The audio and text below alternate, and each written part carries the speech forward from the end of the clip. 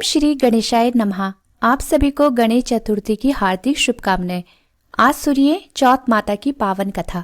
आज के दिन जो भी भक्त सच्चे मन से चौथ माता की व्रत कथा को पढ़ता है या दूसरों को सुनाता है, चौथ माता की कृपा से उनके घर में, उनके परिवारजनों पर किसी भी प्रकार का विघ्न नहीं आता। साथ ही चौथ माता सभी बच्चों की रक्षा भी करती है। तो आइए अब सुनते हैं चौथ माता की कथा। एक बार एक नगर में एक बूढ़ी माँ रहती थी। वो अपने बेटे को हर संकट से बचाने के लिए 12 महीनों की चौथ का व्रत किया करती थी। हर चौथ को पंसारी से थोड़ा सा गुड़ और घी लेकर उनसे 4 लड्डू बनाती। एक अपने बेटे को देती, एक से पूजा करती, एक हथकार के लिए निकालती और एक चंद्रमा उगने पर खुद खा लेती थी। एक बार उसका बेटा अपनी ताई से मिलने के लिए गया। उस दिन चौथ का दिन था। ताई ने भी व्रत रखा हुआ था। उसने ताई से पूछा कि माँ तो 12 चौथ करती है। तब ताई बोली, तेरी माँ तेरी कमाई से तरमाल खाने के लिए 12 चौथ करती है। तू परदेश जाए तो वो एक भी चौथ नहीं करेगी। लड़के को लगा कि ताई सच बोल रही है। तब घर आकर उसने अपनी माँ से कहा, माँ मैं परदेश जा रहा हूँ, यहाँ तू मेरी कमाई खाने पीने में ही उड़ा देती है। माँ ने समझाकर उसे रोकना चाहा, पर बेटा नहीं माना। माँ ने उसे साथ ले जाने के लिए चौथ माता की आंखें दिए और कहा, मुसीबत में ये आंखें तेरी सहायता करेगी। तब वह बेटा आंखें लेकर रवाना हो गया और घूमते हुए एक दूसरे नगर में जा पहुंचा। वहां उसने देखा कि एक बूढ़ी माँ रोते जा रही है और पुआ बनाते जा रही है। उसने कारण पूछा तो बूढ़ी माँ ने कहा, बेटा इस नगर की पहाड़ी पर एक दैत्य रहता है। पहले वह नगर में आकर कई लोगों को खाने के लिए मार देता था। अब राजा हर घर से एक आदमी उस दैत्य के पास भेजता है और आज मेरे बेटे की बारी है, इसलिए रो रही हूँ और उसी के लिए पुए भी बना रही हूँ। तब लड़का बोला, तू पुए मुझे खिला दे, तेरे बेटे की जगह मैं चला जाऊंगा। तब बूढ़ी माँ ने खीर पुए उसे खिला दिए। खा पीकर वह सो गया। रात को जब राजा के सैनिक आए तो बूढ़ी माँ ने उसे भेज दिया। दैत्य के सामने पहुंचने पर उसने चौथ माता की आंखें दैत्य की तरफ फेंकते हुए कहा, हे चौथ माता, अगर मेरी माँ मेरी सलामती के लिए व्रत करती है तो दैत्य का सिर कटकर गिर जाए। उसके ऐसा कहते ही तुरंत दैत्य का सिर कट गया और लड़का वापस आ गया। तब राजा ने उसे उपहार देकर विदा किया। चलते हुए वह एक दूसरे राजा के नगर में जा पहुंचा। उस राज्य में आवा तभी पकता था जब एक इंसान की बलि दी जाती थी। राजा के सिपाहियों ने उसे पकड़कर आवे में चुन दिया। लड़के ने आंखें आवे में डाली और कहा, हे चौथ माता, अगर मेरी माँ मेरे लिए व्रत करती है तो ये आवा मेरे लिए मेरी बलि लिए बिना ही झट से पक जाए। उसके ऐसा कहते ही आवा तुरंत पक गया। आवे में से मिट्टी की जगह अब सोने चांदी के बर्तन निकले। तब लड़का बोला, बर्तन धीरे धीरे निकालना, कहीं मुझे न लग जाए। जब राजा ने उसे बाहर निकलवाया तब उससे पूछा कि इस आवे में से तुम कैसे बच गए। तब लड़के ने बताया कि उसकी माँ चौथ माता का व्रत करती है, व्रत के कारण ही वह बच पाया। परंतु राजा को विश्वास नहीं हुआ। उसने एक चांदी की सुराही मंगवाई और कहा कि सुराही की नली से निकलकर दिखाओ, तभी मुझे विश्वास होगा। तब लड़के ने चौथ माता को एक बार फिर से याद करके आंखें सुराही में डाले और कहने लगा, मैं भंवरा बनूं, सुराही से निकलूं। उसके ऐसा कहते ही लड़का भंवरा बनकर तुरंत सुराही से निकल गया। अब राजा ने प्रसन्न होकर राजकुमारी का विवाह उसके साथ करवा दिया और सभी लोगों को चौथ माता का व्रत करने के लिए कहा। उधर अब लड़के को अपनी माँ की याद आई। उसने राजा के पास जाकर खुद के नगर जाने की इच्छा जाहिर की। तब राजा ने रथ, घोड़े, हाथी और खूब सारा दान दहेज देकर उन्हें विदा कर दिया और चौथ के दिन वह लड़का अपने नगर पहुंचा और वह पंसारी के यहाँ अकेला ही माँ का इंतजार करने लगा और सोचने लगा, आज चौथ है तो माँ यहाँ जरूर आएगी। थोड़ी देर बाद लकड़ी टेकती हुई उसकी माँ उसको आते हुए दिखाई दी।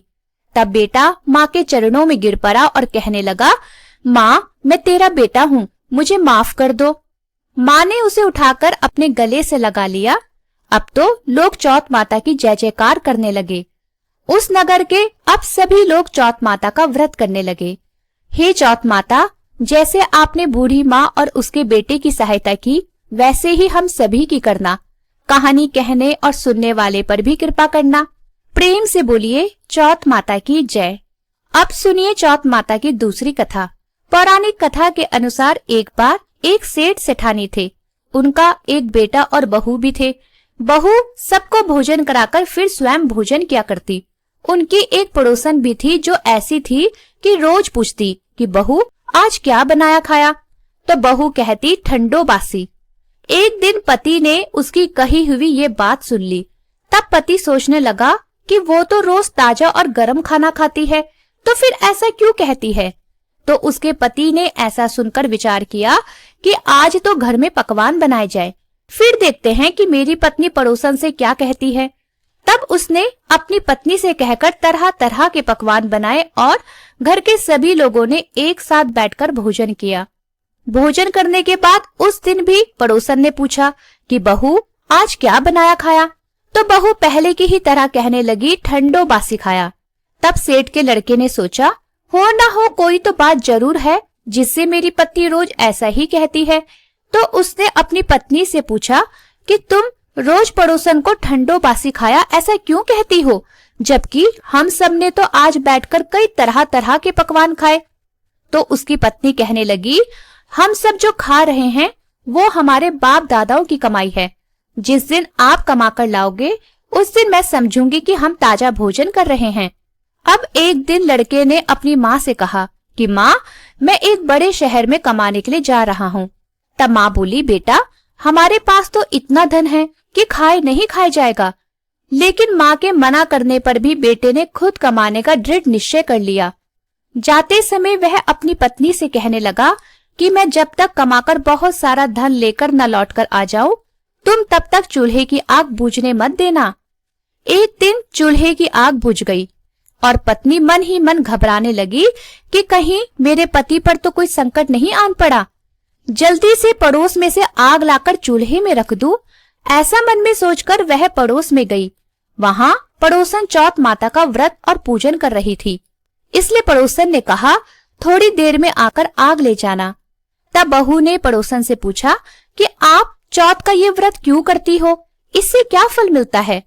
पड़ोसन कहने लगी चौथ माता के इस व्रत को करने से अन्न धन और लक्ष्मी मिलती है, अपनी मनोकामना भी पूरी हो जाती है, पति पर और बच्चों पर आया संकट भी दूर हो जाता है।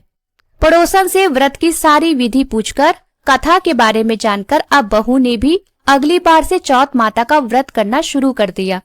दीवार पर चौथ माता बनाई। उस दिन घी गुड़ का चूरमा बनाकर रात को चंद्रमा को अर्घ देकर भोजन किया। ऐसा करते करते बहू को बहुत दिन बीत गए। वह हर दिन अपने पति को याद किया करती। एक दिन चौथ माता ने बहू के पति को सपने में आकर कहा कि साहूकार का बेटा तू जागे कि सोवे, तेरी पत्नी घर में तुझे बहुत याद कर रही है, घर जाकर उसकी चिंता दूर कर। तू दुकान खोलकर कंकु केसर का पगलिया बनाकर बैठ जाना, आज तेरा हिसाब किताब चुकता हो जाएगा। अब तो चौथ माता ने जैसा कहा वैसा ही हुआ। उसने जल्दी जल्दी घर जाने की तैयारी शुरू कर दी और गाड़ी भरकर धन दौलत लेकर साथ चल दिया। रास्ते में एक बड़ा सा काला नाग फन फैलाए हुए बैठ गया और कहने लगा आज तो मैं तुझे डसूंगा, छोड़ूंगा नहीं, आज तेरी उम्र पूरी हो गई है। तब साहूकार के लड़के ने सांप से कहा आज चौथ माता ने मुझे सपना दिया है, इसलिए मैं अपनी पत्नी से मिलने घर जा रहा हूँ। वहां मेरी पत्नी मेरा इंतजार करते हुए बहुत चिंता कर रही है, मैं उससे मिलकर जरूर आऊंगा, तब तुम मुझे डस लेना। नाग ने कहा तुम शपथ देकर जाओ तो मैं तुम्हें जाने दूंगा, अगर लौटकर नहीं आए तो मैं तुम्हारे घर आकर ही तुम्हें डस लूंगा। इस प्रकार नाग को वचन देकर साहूकार का लड़का अपने घर पहुंचा। वहां सभी से हंसी खुशी मिला और भोजन करके उदास होकर बैठ गया। तब उसकी पत्नी ने उदास होने का कारण पूछा तो पति ने नाग वाली बात बताते हुए कहा कि अगर मैं उसके पास नहीं जाऊंगा तो वो घर पर ही आकर मुझे डस लेगा। उसकी पत्नी बहुत चालाक और समझदार थी, कहने लगी आप बिल्कुल भी चिंता मत करिए, मैं आपको एक उपाय बताती हूँ, आप आराम से लेट जाओ। तब पत्नी ने कमरे की 7 पैड़ी उन्हें धो डाला। पहली पैड़ी पर रेत, दूसरी पर इत्र, तीसरी पर गुलाब फूल, चौथी पर कंकु केशर, पांचवी पर लड्डू पेड़ा, छठी पर गादी गलीचा और सातवीं पैड़ी पर दूध से भरकर कटोरा रख दिया। इस प्रकार वह 7 पैड़ी सजाकर बैठ गई। आधी रात होते ही वह नाग आया और पैड़ियां चढ़ने लगा। पहली पैड़ी पर रेत मिली तो रेत में लौट गया और कहने लगा, सेठ की बहू ने आराम तो बहुत दिया पर वचन से बंधकर आया हूँ, इसलिए डसूंगा तो जरूर। इस प्रकार 7 पैड़ियों पर वह नाग आराम करता हुआ और कहता हुआ डसूंगा तो जरूर कमरे में जाने ही वाला था कि चौथ माता ने विचार किया कि मैं इसे नहीं बचाऊंगी तो संसार में धर्म कर्म और मेरे व्रत पूजन को कौन मानेगा। अब तो गणेश जी, चंद्र देवता और चौथ माता ने साहूकार के बेटे को बचाने का विचार कर लिया। चंद्रमा जी ने उजाला किया, चौथ माता ढाल बनी और गणेश जी ने तलवार लेकर उस नाग को मार दिया और ढाल से ढक दिया। उधर बहू भी थकी हारी सो गई। दिन हुआ तो लोग बेटे से मिलने आए, परंतु बहू बेटा तो उठे ही नहीं थे। बहुत देर हो गई तो माँ उन्हें उठाने के लिए गई। माँ ने 7 पैड़ियों पर जो कुछ देखा तो बहुत घबराई और बेटा बहू को आवाज लगाई। बेटा बहू उठे तो देखा कि एक ढाल तलवार उधर पड़ी है। जब ढाल उठाई तो वहीं ढाल के नीचे काला नाग मरा हुआ पड़ा है। बेटा बहू ने सोचा कि आज तो धर्म कर्म ही आड़े आए हैं, जो भगवान श्री गणेश जी और चौथ माता ने आपकी रक्षा की है। हे चौथ माता, आपने जैसे सेठ के बेटे और बहू की रक्षा की वैसे ही सबकी करना। प्रेम से बोलिए चौथ माता की जय। कथा समाप्त।